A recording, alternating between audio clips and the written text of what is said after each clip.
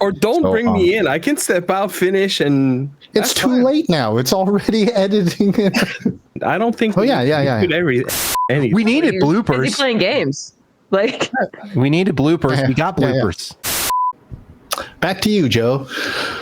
Ayo, what's good, everyone? We are back for another Speedcast tonight because you've spent all your money buying all those Nintendo games that they don't want you to keep. We are talking about budget handhelds.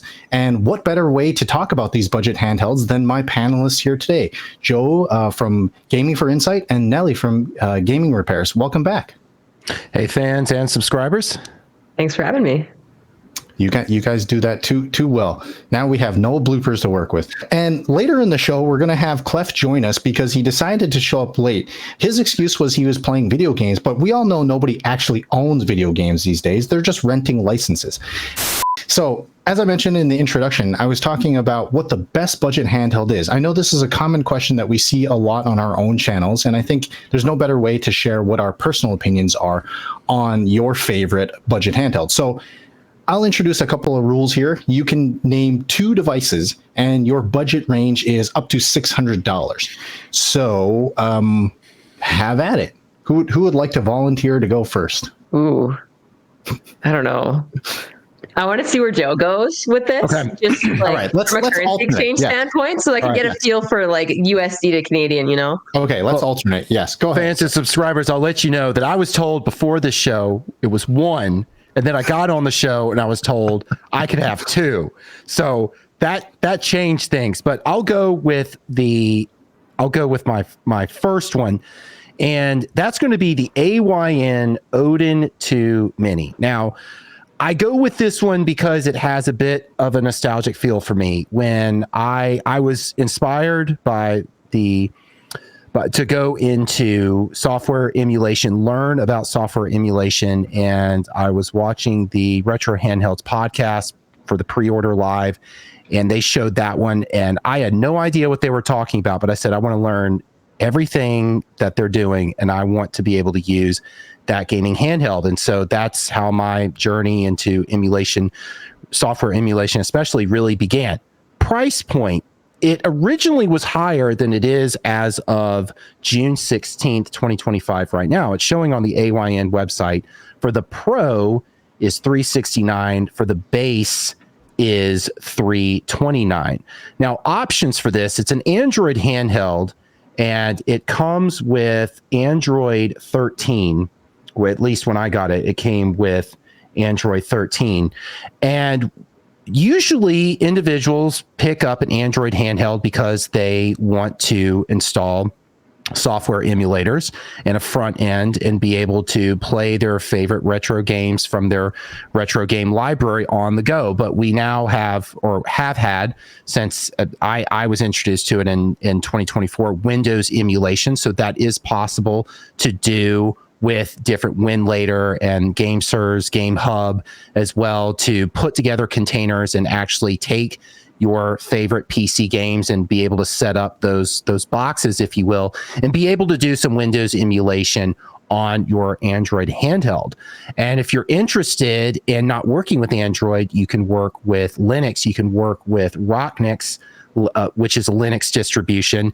And if you're interested in emulators that are not available, at least mainstream, to Android, like Xbox emulation and PS3 emulation, you can install Rocknix on this. It is supported on the AYN Odin 2 Mini and some other AYN handhelds as well, and be able to do that.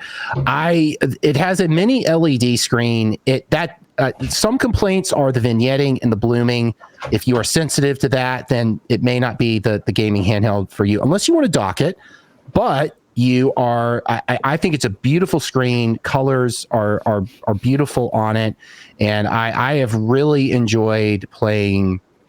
Really, from my retro gaming collection, I mean, I've been running a Crysis on it, the original Crysis for Windows emulation, but also other games from my library as well. I've retro library. I've really enjoyed that. So those are some points to accentuate there for why I go with that one. That Snapdragon 8 Gen 2 with the turnip drivers that you can get for free off of GitHub. That that SoC, using that one, it's just enough power to really run everything you want on the spectrum, everything from Game Boy all the way to Switch. If you whoa, we're careful with that. Yeah, easy. Yeah, I agree with you, Joe. Yeah. Joe means if you want to, with your legally backed up games, of course, yes. You can go away now, Miyamoto Sensei. You can go away now. So, Joe, I think that's a great pick. I'm a little surprised you didn't say something like the Odin 2 Portal. Is that maybe why? Like, is it because you hadn't? The Odin 2 Portal is it's a beautiful device. I just like the compact form factor of I really like that. I took it on a beach trip as well, and nothing against the Portal. I have the Portal. I need more time with the Portal, honestly. It's beautiful. All of the AYNs are beautiful. I wouldn't say you're going wrong with one or the other. It's really just preferential. And then I had the PS Vita. I had different PS Vitas growing up. So I think I do have some nostalgic bias there in going with a device that looks like the Vita. I did lead with saying that nostalgia really led me to the decision with the Odin 2 Mini. I think it's really, really great to, as long as you don't mind the vignetting and the blooming, because it's not to me, it's not so drastic that it's noticeable. I actually didn't notice it until someone pointed it out to me on so gotcha. I like it. I don't think it's bad at all. All right, Nelly, what's your all pick? right. Well, speaking of portals, I went with the PS Portal. I'm kidding. I didn't. That's I call that a handheld. I'm like, almost got us on the go. I'm just kidding. Almost got us there. I'm going with the Legion Go if it's on sale. How's that? Is that fair? Yeah. It's like a $6.99 price point USD if I was checking accurately. No, you're right. You're right. It's on sale. Yep. It's been as low as $5.50 US. Great choice. Yeah. Okay, so I would go with that. I mean, you got a 2K display, you have 144 hertz refresh rate on it, and you still have the controllers that are detachable on there. You can still act like a tablet with it. It was a great device for me. It's actually what opened me up to having like an eGPU because it has that Thunderbolt 4 port on it. I went from having an ROG Ally, the original, and absolutely loving that, to getting the Legion Go. And then it just like opened up a whole new space for me for capabilities with that device. I'm like, now I can play in handheld mode with an eGPU attached to it right in the top Thunderbolt port. And then you can have an amazing handheld. Like it gives you some more options than just having like a limitation to the device. And from a budget standpoint, if you want to have that down the road, you can save up for that next step and still be able to use that same device. But if you're going with like another device, like let's say the original ROG Ally, you're not going to be able to do that. You'd have to sell that device, buy another device, and then you're investing more money into your habit, which is a great habit to have because gaming is awesome.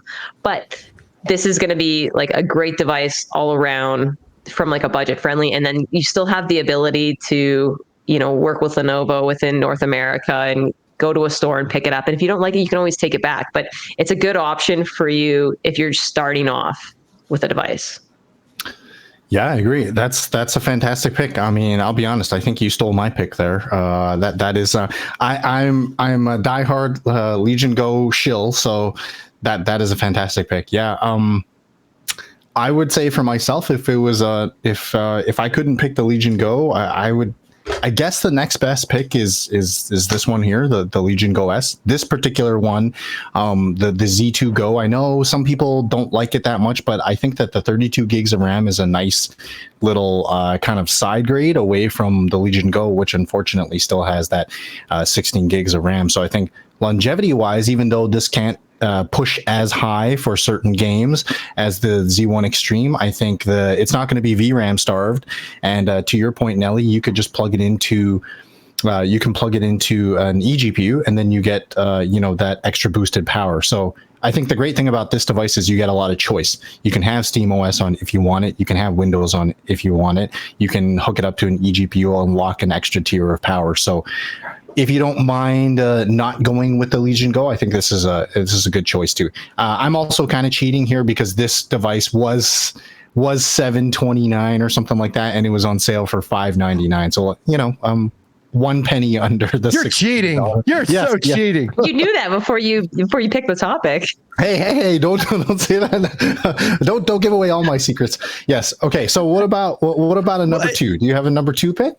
I wanted to say too, EMU deck on the Legion Go S, you know, because you're working with Linux there, the Steam OS distribution. So you are, and that's actually a point by Scattered Brain in his video that he did. He pointed out how, you know, the Z2 Go APU is great for your retro gaming collection as well. So you're expanded beyond just maybe your lightweight AAA games and your Metroidvania titles as well because of that limitation with the Z2 Go.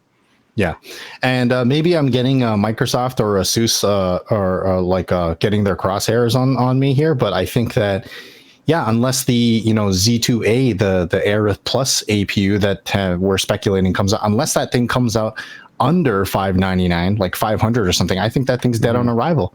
Because it's got less RAM than this Windows variant. It's going to be a wild card with whatever that Xbox full screen mode is. Hopefully it's good, but we already have a tried and true solution in SteamOS, or even just using Windows in big picture mode. And as Microsoft has also stated as well, like they're not making those custom sort of modes for Xbox full screen limited to those devices. So I mean, then you could potentially put this on a Legion Go S or a Legion Go 2. So I don't see a real reason for that device. And that's actually a transition. You mentioned what's the second device, and the second device is going to be another nostalgic reason for me. My return to gaming handhelds from my Vita and Game Boy Color as a kid was the Steam Deck. So my second pick is the Steam Deck, and I started with the LCD.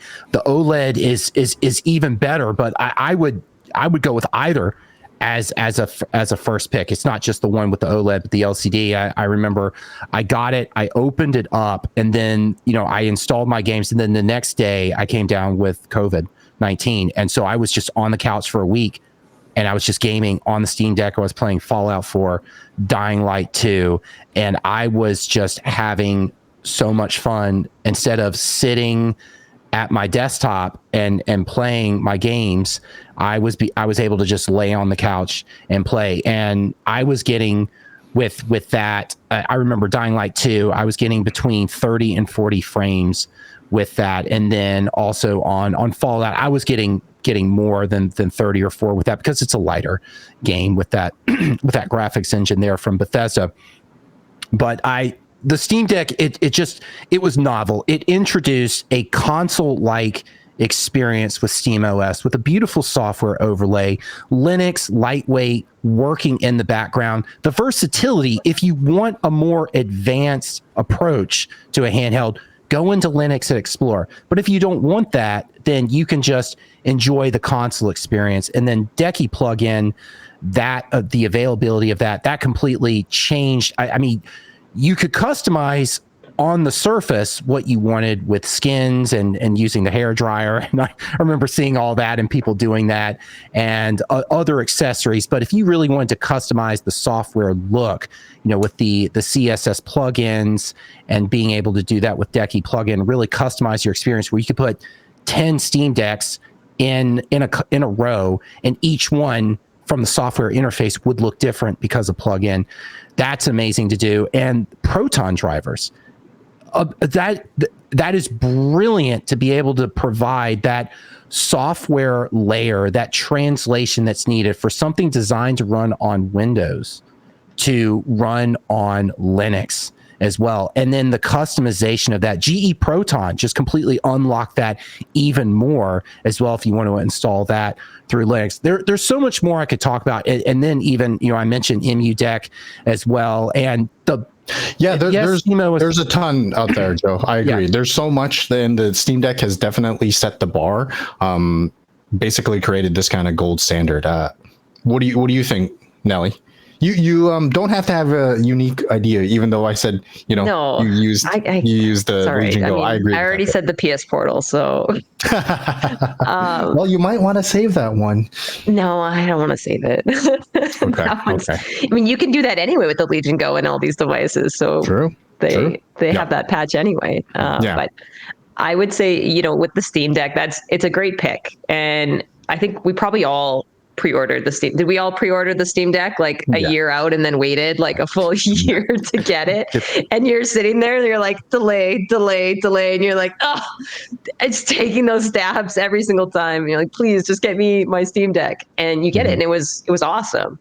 Yep. And then as you start to like get other games that rolled out, and it was like Diablo 4 rolled out, and I was like, how do I play this on here? I gotta patch in Battle.net and do some weird stuff. And then by the time I got it on there, I'm like, this is playing pretty janky. But like there was sacrifices that you had to make with the Steam Deck. And that's what really pivoted me over into the ROG Ally. And at the time when the Ally came out, there was all those SD card issues. But I loved the experience on the Ally. So that's going to actually be my number 2 pick is the original Ally, even though I would like to say the Ally X, but it's beyond the budget. So if we're sticking to the budget, we go with the original Ally. I love that device. Everything, like I didn't have to make any compromises other than like Windows interface, but I didn't have to make compromises for Battle.net, no compromises for Game Pass, no compromises for Steam or Epic, or, anti-cheat just works. You don't have to do anything crazy with it. Plus, you can still use it as a regular computer. But when I was actually using the device, of course, I had the SD card issue. And then I had to go and exchange it. And then I had squeaky triggers and I had to go exchange it. Then my joystick was like scraping along the edge and just like pulling plastic. Had to go exchange. I went through 5 ROG Allies. Yeah. Yikes. Before I found one that actually worked. And then months later, when I was playing Diablo 4 still, like 100 hours in, the SD card happened. But I sent it to Asus. They sent me back like with a brand new board within a week. You went through the RMA customer process. Service. Yeah. It was great. And as much as it was painful at the beginning, I don't think it's the case now, but they've done a really good job of just making sure that they like cover their warranty, they back their products. And again, like I love the device so much that I went 5 times. I actually still have Game Pass going until October. That's how many, like every time you activate one of those devices, yeah, right. Game Pass would reset. Right. And so like I still have Game Pass for a full, a few more months from that experience. And as much as, it sucks having to keep returning a device, but you're able to do that with these mainstream devices. Yeah. And I still love that device. Yeah, I think that's a great pick. I mean, despite the issues it had, like a SD card gate, as you mentioned, which I experienced and RMA'd as well too. I think it's actually, an impressive first take at the Windows handheld, and that can't be something that's really taken away from ASUS, despite all the lumps and bumps that it's gone through. All right, so that's a great story, and with the April Fool's commercial, and then coil whining was another issue with it that many had. Not that I'm dismissing the ROG Ally.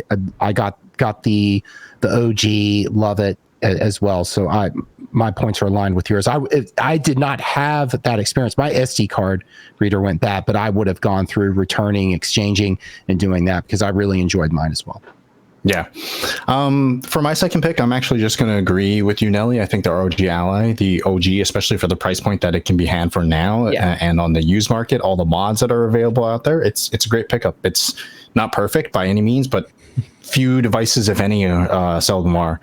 Anyway, Klef is here now joining us to tell us what his favorite budget handhelds are for the price of $600 or less. Okay, so 600 or less favorite handhelds. Yes. I would assume one of you must have mentioned the Odin 2 Portal. Not the Portal, but Odin 2 Mini was mentioned. Yes, but go ahead. Tell us about the Portal. Of course, the Portal. I asked Joe about the Portal, which you would have known if you were here. My bad. Go ahead. Tell us about it. I have a nostalgic bias. Okay, fair. But yeah, Odin 2 Portal, great screen, great ergonomics, beautiful battery life, so versatile. You have a great SoC in there as well. I mean, it'll take you to the moon and back. Like, there's really nothing you cannot do with leveraging cloud gaming, local cloud streaming, local streaming, native emulation. Android is a very capable platform, very capable operating system. So the Odin 2 Portal, not only are you under 600, you're well under 600, and you're not lacking for anything. You have 2 extra buttons, great, okay sticks. Okay, I had to catch myself on the fly here. Okay sticks, but you can make do with them. I mean, an OLED, high refresh rate. I mean, what else would you want? Now, if you only have to have one device, I think that's the one I'd go for. But if I go with a second one, that's where it gets hard. And of course, I would want to have something x86 because there's a lot of options out there. I could say the Y700, it's $1 under, but no. I feel like that's legit. I could, but if we have 2 options, I'd want the other option to do something that the other can't, right? And with that in mind, correct me if I'm wrong, but isn't the AOK Zoe have the A1X they have a model at $599, right? I said this in the intro. I wanted to do it. Game 600. GameTechTalk. I wanted to do it. That is $1,000. He said, "Bad, Joe, bad." That's what he did. They have a $599 SKU, no? Don't they? No, that is not an HX370. Maybe that's like an 8840 or something like that. But even then, that's way cheaper. HX370. I said x86. Okay. And while I was here just waiting in the shadows listening to you guys, weren't you talking about the Rogue Ally? I mean, that's not 8840U will take over the Z1E that you have. Sure, yeah. So, someone give us a price check right now. Okay, so I'm seeing 32 gigabyte option, 1 terabyte, $899. I'm looking. No way. Looking to see what the other. And we're not even talking about monopoly money in Canada, or like. Yeah, I'm looking at zoo money with all the animals on it. We're not talking about that Kickstarter. Yeah, I feel like on the Kickstarter they had one. I'm looking at so 8840U. Yeah, $799. See, even that, no. Okay. And that's with 32 gigabyte, 1 terabyte. Okay. Yeah, I think it's $799. Boo. Why did I think the Ally's looking pretty good now, right? Yeah. See. Wow. Okay. Well, yes. Then it has to be the Ally. And plus, if you can get an open box, like you're gonna have a crazy deal, and you're close enough, and you can still have USB-C eGPU. I mean, there's still like ways to push the power past the ceilings of the device. So, yeah, I think I'd go Rogue Ally. I mean, it's really hard to beat, and no wonder that they had a mid-cycle refresh to ramp up the price, because the value is second to none in the market. There's really, the only thing would be the Steam Deck, but much like the conversations that were, while I was in the shadows, I like the no hold bars kind of approach with x86 overall. And don't get me wrong, I love SteamOS. I love what the Steam Deck stands for, but there's something there's a certain security with having every storefront, every platform, all the flexibility that you want. And I can't speak for everyone, but as far as I go, yes, I can navigate Linux, I can navigate other operating systems. But when it comes to Windows, I was there since way back, so I'm familiar, So it holds a certain value for me, that as well. So yeah, I guess Rogue Ally and Odin 2 Portal. Whatever. All right. Yeah, we got some good picks here. I think it's actually a pretty even distribution between x86 or PCs and retro devices or ones that run Android or Linux. So that's a good selection we got here. So before, real quick, did Joe say the Trim UI brick? Did he? He didn't. Okay, I'm sorry. Go ahead. Well, I asked. I asked Stubbs from Retro Handhelds. I asked Stubbs. I said, can the brick do everything? And he said no. He said he can't do everything. Heard it from the source himself. All right. Yeah. So before we wrap up tonight's show, I have a little challenge for everyone here. This is a challenge that proves that Handhelds United is powerful enough and courageous enough to invoke that wrath of Nintendo. So this little challenge and game here is called Who's That Handheld? Not to be confused with some animal creature thing that may or may not fit inside your pocket. Okay, so here are the rules of this game. Oh, this is nice. Okay. Okay. Let's see what we can do. All right. Yeah, hold on I'm ready. Here. This is a little variety show game here that we've got. And the way that this game works is you have 5 seconds to correctly name the pictured handheld. And once you guess that correctly, it moves on to the next person to guess. The moment that the person gets it wrong, it's game over. So we're going to go through a cycle here. I'm going to offer you all the opportunity to decide what the order is, so you can decide amongst yourself who wants the embarrassment of potentially being kicked off the panel. That's up to you. Why don't we just go in the same order of the thumbnails, right? Like, let's just go in the order. Yeah. So the way from left to right, right? All right. So the way that we're going to do this is we're going to have Joe go first, and we'll have Nelly, and then we'll have Klef. Perfect. Steam Deck OLED limited edition. Okay. All right. Next, Nelly. 1X player, X1. Looks like the OG, but could be the Pro. Okay. Good. Klef. This is the MSI Claw AI8 Plus, whatever. Ooh. Okay. Joe. I mean Nelly. Oh. Wait, wasn't it Joe? Nelly. It's Nelly. It's Nelly. It's Nelly. Sorry. Oh, or it's the Ally. Okay. All right, Joe. The A&EO Flip DS. Ooh. Okay, Nelly. Oh my gosh, this is the Win Mini. GPD? Oh. I give it to her. She got it. Oh. Wait. Not the Win Mini, it's the other one. Yeah, it's GPD though. Oh, okay. Well, I'll just keep going to the Win Mini. It's the other one. I get them confused too with GPD. I know. I flip those. Yeah. It is game over. That could have been me. Easy. All right. All right, I'll take the heat. Do I need to answer since I'm next? Because it was game over? It was game over, but you go ahead. You go ahead. Win 4.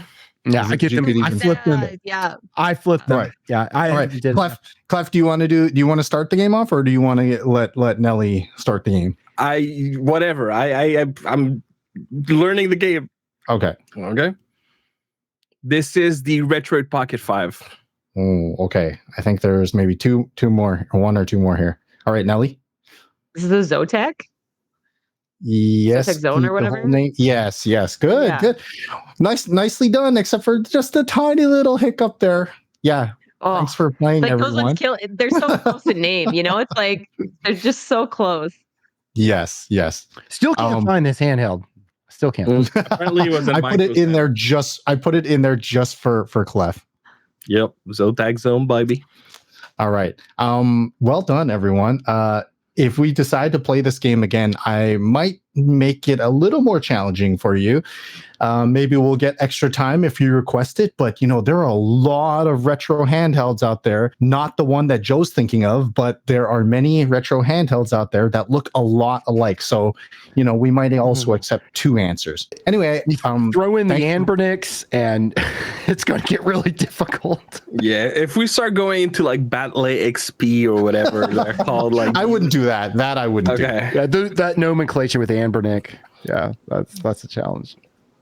All right. So thanks for playing, everyone. And I hope you enjoyed that. Let us know what you think. And Joe, before we wrap up, what's the comment for the day? Community comment is from our recent Legion Go S video from Adam PSY Real. And he states, I want a user swappable system board as a way to upgrade my existing Steam Deck to next gen. Period. Anyone have any thoughts on that? You don't need a board. The Steam Deck 2 is coming to a device near you. All right, my time to leave. I get it. And I think we all grew up in an era where you build a PC, right? So as a PC builder, I totally get it. But realistically, it's what's really the point? Because if you think of the board, it's by far the most expensive component if you think of everything that goes on that board. So how much are you saving? And I know that it's something we've seen from INEO, it's something we've seen from GPD. I don't think when we're talking about like huge companies like Asus, like Valve, that it would make sense at the end of the day. If we were talking about like sister boards where, you know, it's just a controller, I could get that. If we were talking about swappable RAM, if somehow they have some kind of modular solution, I could understand. But an entire board, to me, it sounds like the cost is going to be too high. It's going to be a SKU that will end up gathering dust in most factories, I would assume. Interesting counterpoints that you've made. If anyone they want people to open it, like, yeah, why would they want people to open their devices? Like, that's the thing, right? Mm-hmm. Like, then how do you control the warranty and right? And if memory serves, INEO had tried this before with the INEO 2 and INEO 2S, where they were going to allow for user swappable internals, which could then be put into a sort of mini PC. You can think of it as like framework, but not the framework laptops, the framework like handheld concept, let's say. But I don't think it ever came to fruition, probably because of reasons that you, Nelly, you and Klef have already mentioned. You know, because of costs, because of, you know, challenges with warranties and things like that. So, I mean, it's an interesting novel idea, but I think if it ever does happen, it's not going to be en masse. It's not going to be like on a big mainstream device. It's going to be up to, you know, a little bit smaller or a niche company like Framework to try something like that. And then it's probably something like you open it up, you know, that's kind of on you type of deal. All right. Thanks again, everyone, for tuning in. And if you'd like to see more of this content, make sure to like and subscribe, and we'll see you in the next one. Take care, all.